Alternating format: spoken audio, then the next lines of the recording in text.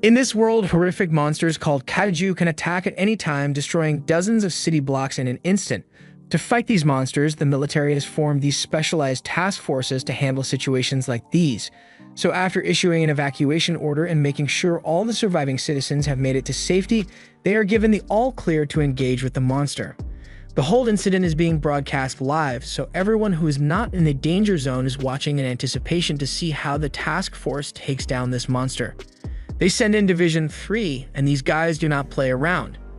As soon as the monster gets distracted for a second, they immediately open fire on its guts and draw its attention by jumping all over the place.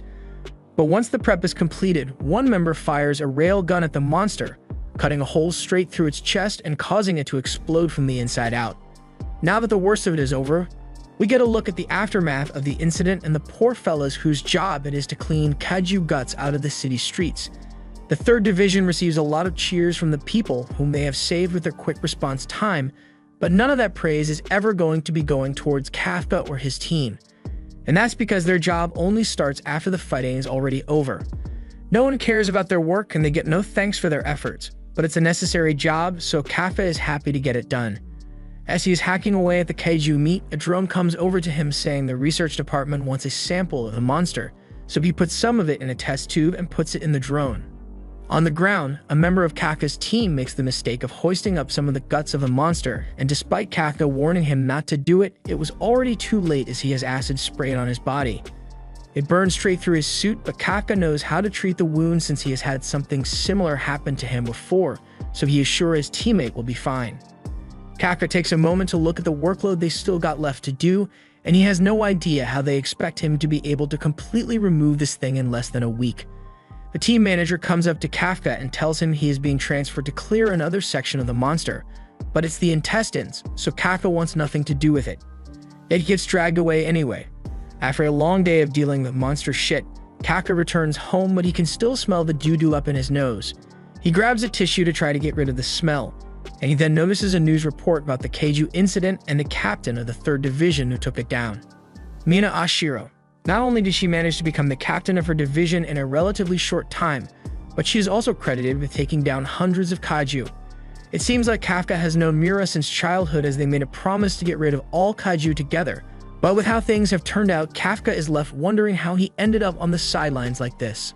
He tries not to think about it because he'll feel like a failure otherwise, but cleaning up kaiju shit is an important job as well, so he tries to convince himself that he's important as well. The next day, Kafka heads into work in a bad mood, and once he gets there, he is called over by one of his co-workers who wants to introduce him to the new part-time worker.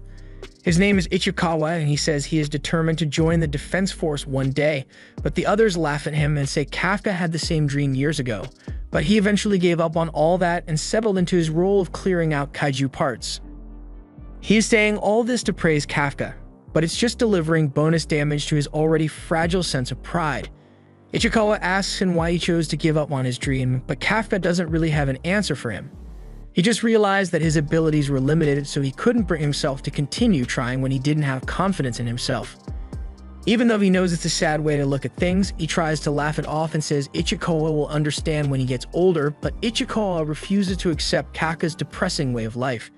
When they are getting assigned their work positions for the day, Ichikawa gets assigned to the intestines, so Kafka starts doing a victory dance as payback for making him feel like a failure this morning. But then Kafka also gets assigned to the intestines again, meaning another long and disgusting day of handling kaiju shit. By the time it's their lunch break, Ichikawa is completely wiped out by the stench he had to endure, and the same goes for Kafka as well. He looks over and notices that Ichikawa only brought one bento box for lunch today. While it's understandable that he wouldn't have much of an appetite after what he went through, he still needs to get proper nutrition, so Kafka tosses him a vitamin packet, otherwise he won't be able to last through the rest of the day. Ichikawa initially wants to refuse it, but Kafka insists he take it, as well as these nose plugs which he says will make the intestine work at least somewhat bearable. Ichikawa is still being stubborn about listening to Kafka, so he stops asking and forcefully shoves them up his nose. Afterwards, they continue their kaiju cleaning till the end of the day.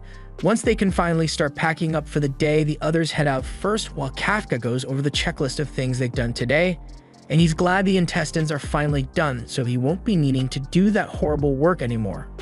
As he is still looking over the things they've done, Ichikawa approaches him from behind, so Kafka jokingly asks if he's coming back for revenge after he had nose plugs shoved up his nose.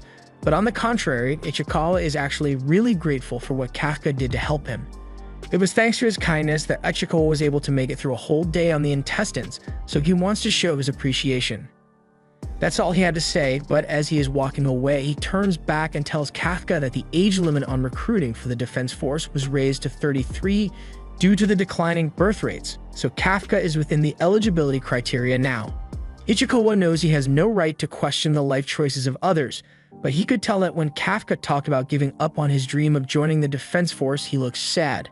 With that being said, Ichikawa doesn't care what Kafka decides to do, so he can choose to ignore what he just told him and continue his life as he normally would. Kafka thanks Ichikawa for looking out for him even though they only met today, but as Ichikawa turns around to respond, this fricker pops out of the ground and is about to chomp down on him. However, before we can lose Ichikawa to the monster, Kafka somehow manages to close the distance in half a second and push him out of the way.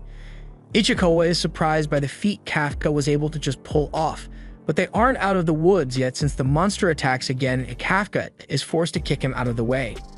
He yells at Ichikawa to run away from here as fast as possible so he can call the defense courts to come handle this, but Ichikawa doesn't want to leave him behind to handle a monster like this on his own. Kafka doesn't think he has what it takes to take the monster down by himself, but he also knows Ichikawa being here isn't going to help at all.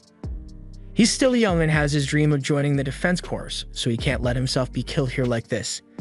Ichikawa doesn't like it, but he has no other choice but to leave Kafka behind, so he starts running off and Kafka draws the kaiju's attention in the other direction.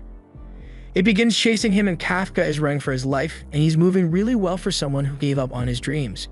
He finds a doorway into a building and thinks he can use it to escape the kaiju, so he runs inside while the kaiju gets stuck at the door, allowing him to create some much-needed distance and jump through a window to get out of there. This leads him to have a flashback of his younger days right after his hometown got destroyed by a kaiju attack.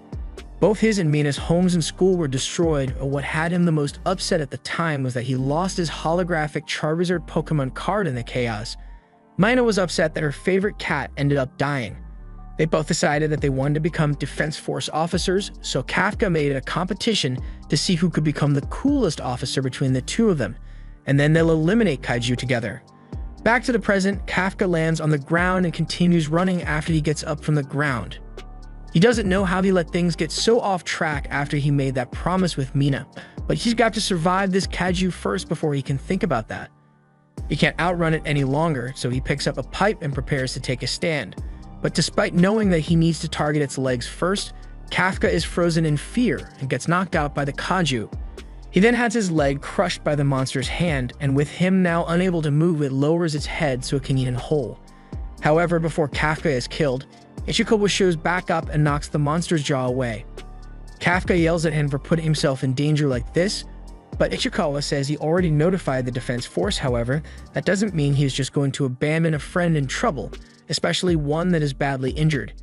If he did something like that, then he wouldn't have the right to ever call himself a Defense Force officer. Kafka realizes that he has always failed to protect the things around him. Even now, he is failing to protect his junior who's about to get squished. Just then, the tiger comes out of nowhere and tackles the kaiju's hand before several blasts are sent towards the monster, carving it up before a final blast blows out its back. This was the work of Mina and her squad, but she doesn't spare a second for Kafka as she hands his care over to some of her subordinates and heads off to go clear the area of any remaining monsters. Later, Kafka is in the hospital and thinking about how amazing Mina is and how she's gotten to a level where he can't reach her anymore, but he gets startled when Ichikawa, who is in the next bed, starts talking to him. He thanks him because if he hadn't saved him when the monster first arrived, or hadn't gotten Ichikawa to run and inform the defense force, then he would have certainly died in that battle.